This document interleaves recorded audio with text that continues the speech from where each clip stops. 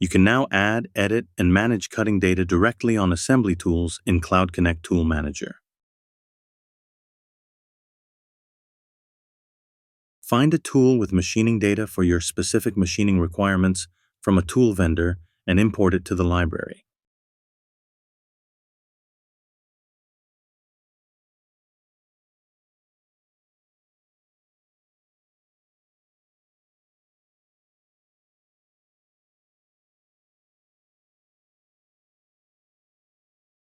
You can see that the machining data has been saved to the tool. When you create a tool assembly using that tool, the tool assembly will directly inherit the machining data from the tool.